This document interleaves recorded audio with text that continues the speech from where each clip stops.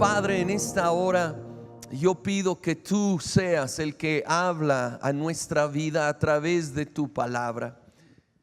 Pongo este tiempo en tus manos completamente, en el nombre de Cristo Jesús. Amén. Muy bien, igual como la semana pasada, quiero ir a Primera de Corintios capítulo 10, este pasaje que hace referencia a parte del simbolismo y significado del tiempo en el desierto, ahora en el nuevo pacto. Y vamos a extendernos más de allí. Primera de Corintios 10, versículo 1, empezamos. No quiero que desconozcan, hermanos, que nuestros antepasados estuvieron todos bajo la nube y que todos atravesaron el mar. Todos ellos fueron bautizados en la nube y en el mar para unirse a Moisés. Todos también comieron el mismo alimento espiritual y tomaron la misma bebida espiritual, pues bebían de la roca espiritual que los acompañaba, y la roca era Cristo. Sin embargo, la mayoría de ellos no agradaron a Dios y sus cuerpos quedaron tendidos en el desierto. Todo eso sucedió para servirnos de ejemplo, a fin de que no nos apasionemos por lo malo como lo hicieron ellos. Todo esto nos sirve de ejemplo, de tipo, para que nosotros aprendamos en nuestra vida y en nuestros desiertos, nuestros tiempos secos y difíciles que todos pasamos.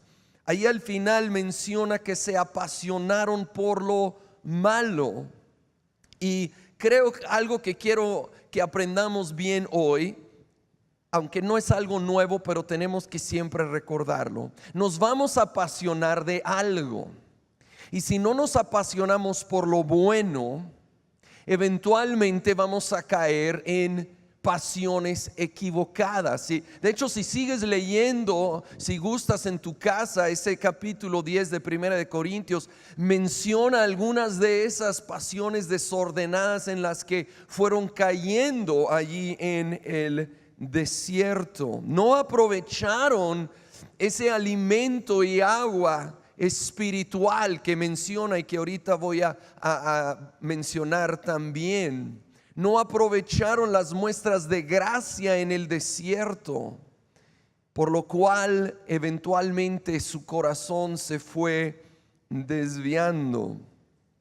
Ahora, pensando en el desierto, Jesús tuvo su desierto. Jesús mismo. Dice la escritura que antes de empezar su ministerio, Él fue llevado al desierto por el Espíritu Santo. El mismo Espíritu lo llevó al desierto, y esto me habla de que a veces es Dios el que nos guía a tiempos de desierto para prepararnos, porque esto claramente fue un tiempo de preparación para Jesús. Porque de allí dice que salió en el poder del Espíritu. Si lo quieres leer luego en los evangelios, después de enfrentar y vencer a Satanás, salió en el poder del Espíritu y fue directo a iniciar su ministerio público. Dios usa estos tiempos en el desierto en parte para prepararnos. Ahora, muchos se acordarán que en esos 40 días en el desierto que Jesús tuvo, efectivamente vino el diablo a atacar y a tentar a Jesús. Y en esas tres tentaciones encontramos algo en común. Y esto es muy común de las tentaciones. Tomaba algo genuino, algo legítimo, y luego lo torcía o lo mal aplicaba. Y esto es muy común, y debemos de estar conscientes de ello. Por ejemplo, le dijo a Jesús: ¿por qué no te tiras del templo? El Padre te va a rescatar y todos te van a ver. El deseo de ser guardado por el Padre, de ser cuidado y amado, es real y legítimo. Pero Jesús le contestó: pero no vas a poner a Dios a prueba.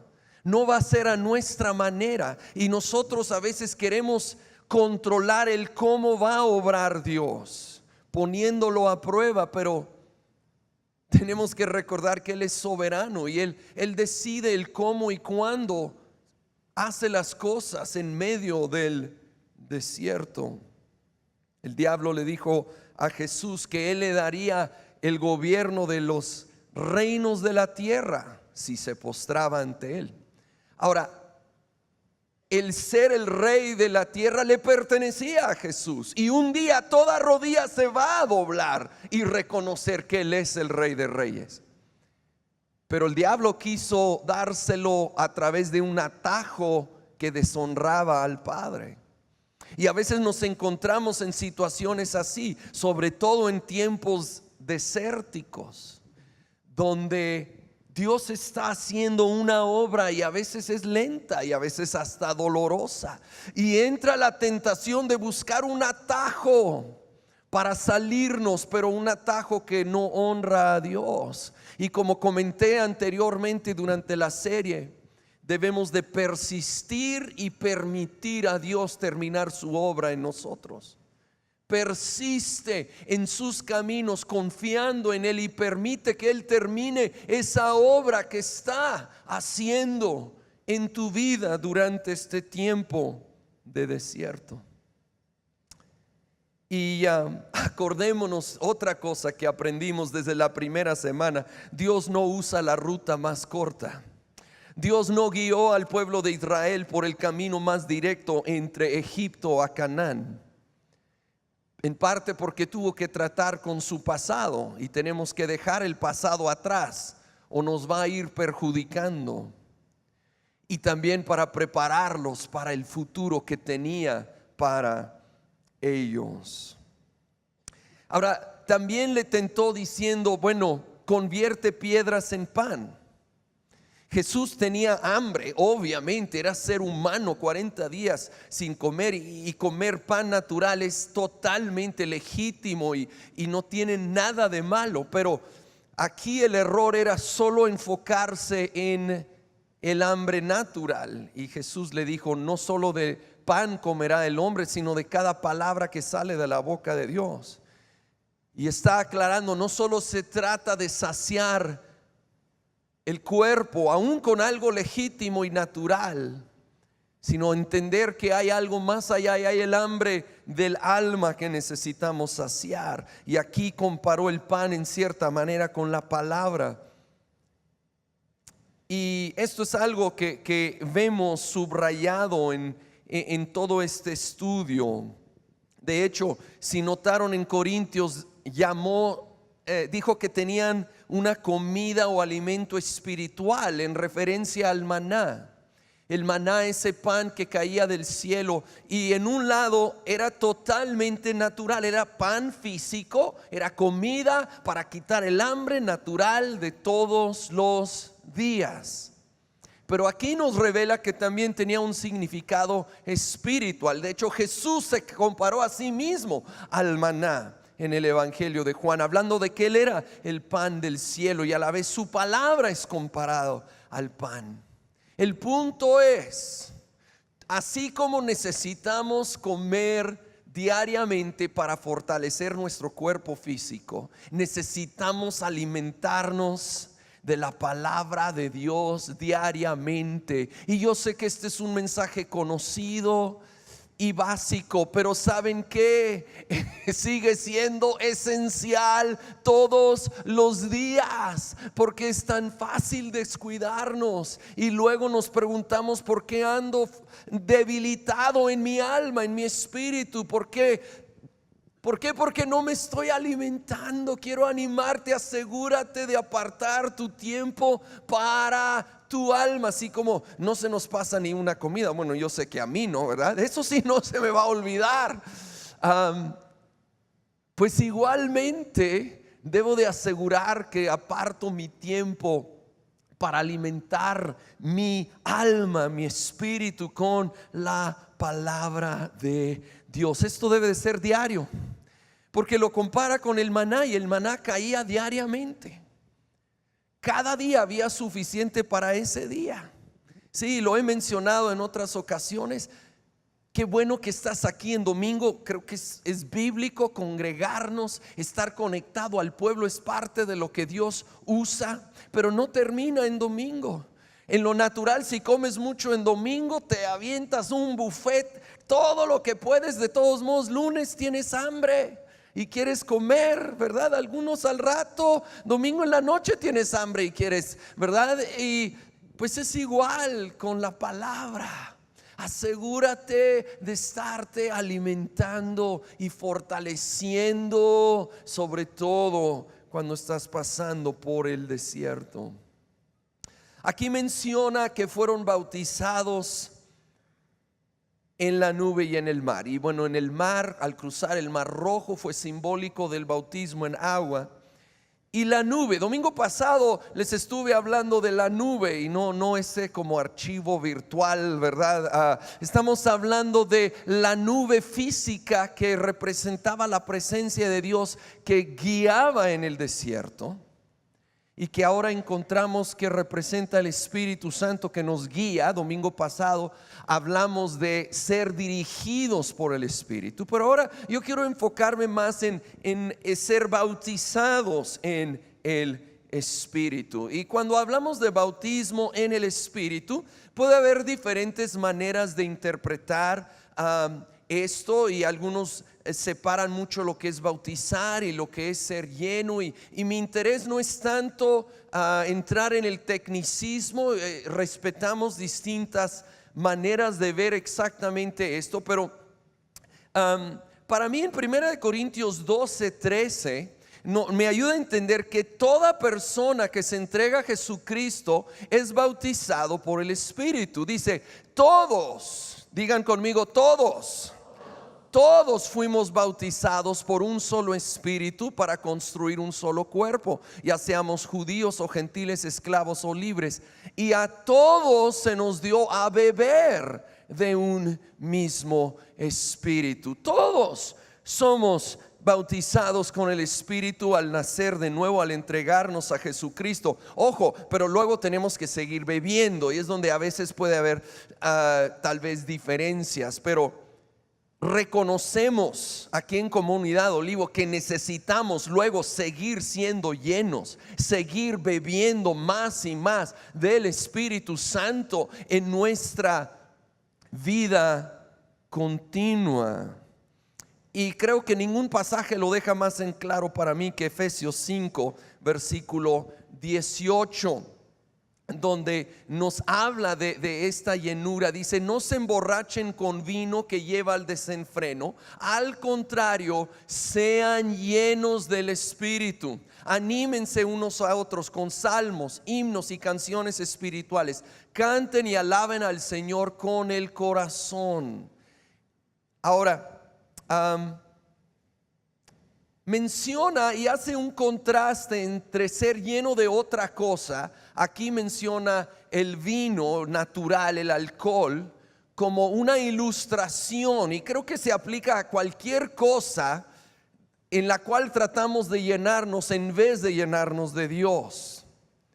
Y la gente muchas veces busca efectivamente la felicidad en cosas del mundo como el alcohol, que puede producir un momento de felicidad, pero es superficial y es temporal. Es superficial, no produce verdadero gozo.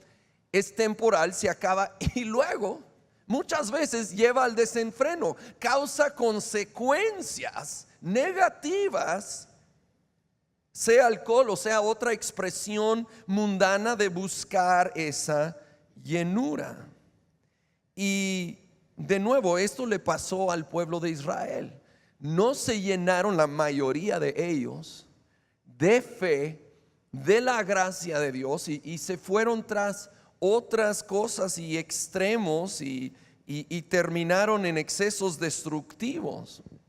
Ahora, algo muy importante de este versículo es, dice que no te emborraches con vino, pero luego no dice, así que aguántate y vive en seriedad.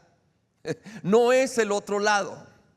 Y algunos cristianos así lo leen. No busques las pasiones desenfrenadas, hasta ahí están correcto, pero luego terminan ahí y así que la vida va a ser seria y dura y ni modo, aguántate. Pero eso no es como termina el versículo. Más bien dice, más bien Sí, busca algo para llenar esa hambre de tu alma, pero búscalo en el Espíritu Santo. Hay una mejor fuente de gozo, hay una mejor fuente de vida abundante que las cosas que el mundo ofrece, y es el Espíritu Santo de Dios en nosotros. No te quedes a medias o vas a vivir seco y eventualmente vas a ir por esas pasiones desenfrenadas. No te quedes a medias, llénate de más de Dios, más del Espíritu Santo. Y yo sé que esto es conocido, pero algunos tal vez tienen poco aquí. Cuando dice sean llenos, en el griego original que se escribió el Nuevo Testamento, ese verbo es en el presente continuo. Tiene un sentido de algo que continúa, no solo de una vez. La traducción completa sería: sé continuamente lleno del Espíritu Santo. Esto no es solo una vez una experiencia. Hay obviamente la inicial experiencia de recibir a Jesucristo y ser sumergido en el Espíritu, porque bautizar quiere decir sumergir. Pero luego hay que seguir bebiendo, hay que seguir tomando más y más de Él en nuestra vida. El tanque se nos va vaciando, las fuerzas se van acabando. Algunos ya están empujando el carro desde hace mucho tiempo. Es tiempo llenar el tanque. Es tiempo decir: Dios, necesito más de tu gloria, de tu presencia, de tu vida dentro de mí. Necesito más de ti. ¿Cómo nos llenamos continuamente? Bueno, el siguiente versículo en parte creo que es parte de esa respuesta. Porque la llenura está ligada, dice aquí, a canten y alaben al Señor con el corazón, con salmos, himnos y canciones espirituales. Esto nos habla de salmos, cantos de la Biblia, himnos por compositores, y muchos sienten canciones espirituales del corazón. Es espontáneo de nuestro corazón, de nuestro espíritu, espontáneamente expresando amor, adoración, agradecimiento al Señor en canto. Ahora, también está perfectamente bien y bueno hacerlo en palabra, o sea, hablado, pero aquí nos enfatiza la parte del canto, porque la música es algo que Dios creó y que nos va a ayudar a conectarnos más y más con el Espíritu Santo y vivir más continuamente llenos. Yo quiero animarte hoy a soltar esa voz que Dios te dio, aunque esté bien desafinada. Sí, pero en cada uno, en nuestro tiempo a solas con el Señor, es una voz hermosa para Dios. Adórale con canto en lo íntimo, en tu tiempo a solas. Cada quien tiene su manera, su estilo de cómo tener un devocional, los que tienen, y si no, quiero animarte: aparta unos 15 o 20 minutos de tu día, del mejor tiempo de tu día. Para muchos de nosotros eso es en la mañana al iniciar, para otros es mejor en la noche, pero aparta un tiempo cuando tú puedes apagar todas las distracciones, conectarte con la palabra y presencia de Dios, leer un breve pasaje y luego hablar con el Señor de lo que leíste y de lo que estás viviendo. Y yo quiero animarte: cántale, adórale. A mí me ayuda mucho poner algún CD de adoración, ¿sí? O en el aparato que tienes, como tú escuchas música, programa adoración, y yo creo que te puede bendecir a ti como a mí. Saben, en los tiempos desérticos que he pasado en lo personal y a veces con mi familia, yo sé, y lo digo con toda convicción, mis tiempos a solas con Dios y mis tiempos de adoración personales han sido el instrumento número uno que Dios ha usado para sostenerme, sobre todas las demás cosas que Él ha usado. Esos momentos metidos con Él, a veces llorando, a veces cantando, a veces reflexionando en lo que dice su palabra. No te quedes seco en el desierto. Métete y llénate continuamente con más del Espíritu Santo. Busca su presencia en su palabra, en cantar, en adorar. Créeme que va a ser clave para adorar, para ser lleno del Espíritu y para pasar esos tiempos de desierto. Ahora, también menciona: anímense unos a otros en la adoración. Menciona de nuevo esta adoración personal, pero cuando dice anímense unos a otros en la adoración, ahora nos está hablando de adoración corporal. Está hablando de adorar en la congregación con otros creyentes. Y ¿saben qué? Es tiempo subir de nivel de nuestra pasión cuando nos juntamos para adorar. Primero porque Dios es digno, obviamente muy por encima de todo lo demás. Pero aquí menciona que es un ánimo el uno al otro.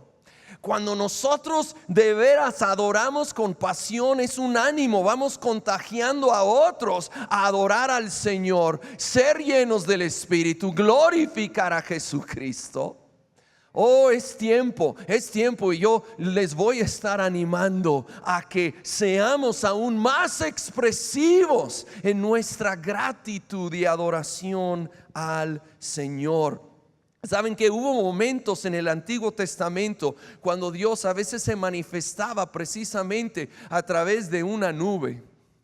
Cuando había un tiempo especialmente intenso de levantar incienso que representa oración y adoración, que la nube descendía y llenaba el tabernáculo. Después, cuando se construyó el templo, llenaba el templo. Oh, que la gloria de Dios llene esta casa, porque tanto incienso de adoración sube a Él, y que tú y yo seamos parte de aquellos que levantan su voz y adoran a Jesucristo con pasión en esta casa.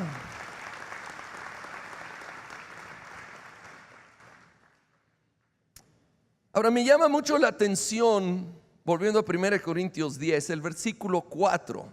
Y tomaron la misma bebida espiritual, pues bebían de la roca espiritual que los acompañaba, y la roca era Cristo. La roca era Cristo. Ellos ni cuenta, pero el Hijo de Dios estaba presente con ellos ahí en el desierto. Y muchas veces nos pasa igual. Estamos metidos en la prueba y es difícil, y de repente nos sentimos muy solos. Escúchame bien, no estás solo. Cristo está presente allí en medio de esa prueba que estás viviendo. Él es la roca que está allí en cada momento de desierto que enfrentamos. Allí está. Y bueno, la roca es simbólico. Ya en el Nuevo Testamento habla Jesús de edificar nuestra vida sobre la roca que es su palabra. Y Jesucristo es esa roca que habla de fortaleza. Y a la vez de esa roca fluyó agua en el desierto. Y bueno, me hace pensar en Juan 7, no lo vamos a leer, pero hay un pasaje donde Jesús dice: si alguno tiene sed, venga a mí y beba, y de su interior correrán ríos de agua viva. Esto habló del Espíritu Santo. Si quieres leerlo después en Juan 7, dice: si alguien tiene sed, Jesús dijo que nos acercáramos a Él. En vez de buscar saciar la sed en cosas que el mundo ofrece, que son superficiales, temporales, y luego llevan a consecuencias negativas, que nos acercáramos a Él con esa sed del alma. Y al acercarnos a Él, el Espíritu Santo iba a producir en nosotros como un río en nuestro interior. Nos va a saciar cuando lo buscamos de todo corazón.